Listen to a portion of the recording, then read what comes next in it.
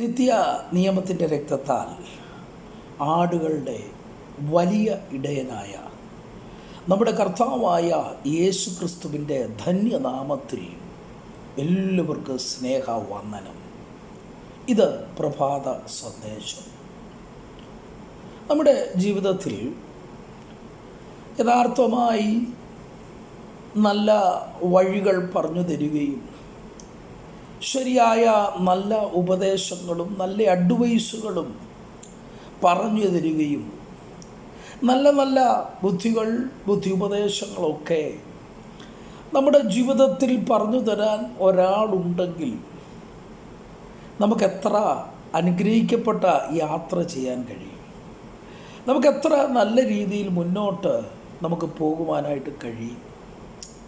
പലപ്പോഴും നമുക്ക് പറ്റുന്ന പരാജയങ്ങളിലൊന്ന്, നമ്മൾ പല രീതിയിൽ പലരുടെയും ഉപദേശങ്ങളും നിർദ്ദേശങ്ങളും ആലോചനകളും നമ്മൾ സ്വീകരിക്കാറുണ്ട്.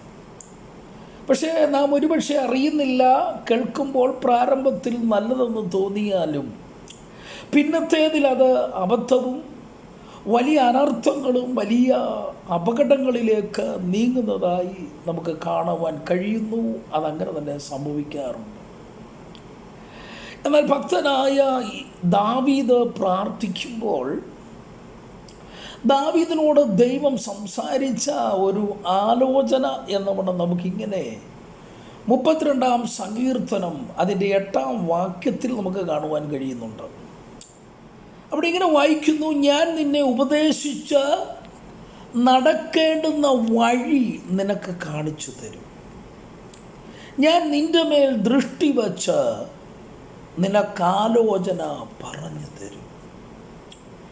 ദൈവസന്നിധിയിൽ ധ്യാനിക്കുന്ന പ്രാർത്ഥിക്കുന്ന ദാവീദിൻ്റെ ജീവിതത്തിൽ അനേക സന്ദർഭങ്ങളിൽ ഇങ്ങനെ അനവധിയായ ദൈവിക ഉപദേശങ്ങൾ തനിക്ക് ലഭിച്ചിട്ടുണ്ട്.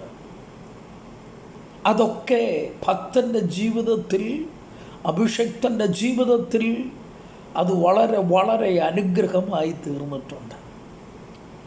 നമുക്കും അങ്ങനെ ഒന്ന് ആലോചിച്ചാൽ മാനുഷികമായ പലരുടെയും ബുദ്ധികളും ആലോചനകളും നമ്മളെ പരാജയത്തിലേക്ക് പിന്നത്തേതിൽ തീരാ ദുഃഖത്തിലേക്കും നടത്തുമ്പോൾ നമുക്കും ഭക്തനെ പോലെ ദൈവസന്നിധിയിൽ ഇരുന്ന് പ്രാർത്ഥിക്കാം.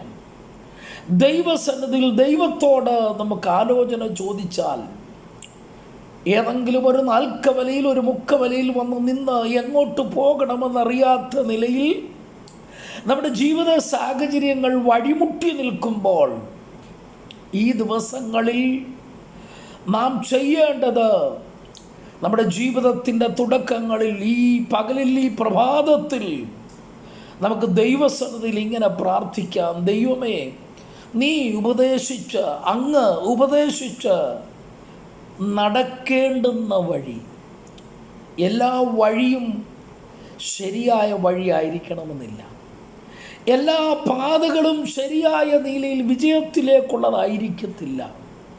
ഇവിടെ ഭക്തനോട് പറയുന്നു: ഞാൻ നിന്നെ ഉപദേശിച്ച് നടക്കേണ്ടുന്ന വഴി നിനക്ക് കാണിച്ചു തരും, ഞാൻ നിന്റെ മേൽ ദൃഷ്ടി വെച്ച്, നീ എവിടെയായിരുന്നാലും നിന്റെ മേലൊരു ദൃഷ്ടി, എൻ്റെ ഒരു കണ്ണുണ്ട്, എൻ്റെ ഒരു നോട്ടമുണ്ട്. ഞാൻ ദൃഷ്ടി വച്ച് അതാത് സമയങ്ങളിൽ നിനക്കാലോചന പറഞ്ഞു തന്ന് നിന്നെ ശരിയായ നിലയിൽ നടത്തുവാൻ ഞാൻ മതിയായ ദൈവമാണ് എന്ന് ദൈവം ഭക്തനോട് ആലോചന പറയുകയാണ്. ഈ പകലിൻ്റെ തുടക്കത്തിൽ നമ്മുടെ ബുദ്ധി കൊണ്ടോ നമ്മുടെ ആലോചന കൊണ്ടോ മറ്റുള്ളവരുടെ ബുദ്ധി ഉപദേശങ്ങൾ കൊണ്ടോ നാം അനർത്ഥത്തിലും അപകടങ്ങളിൽ ചെല്ലപ്പെടാതെ ദൈവത്തോട് ആലോചന ചോദിച്ച് മുന്നോട്ട് പോകാൻ ദൈവം നമ്മളെല്ലാവരെയും സഹായിക്കട്ടെ. God bless you all.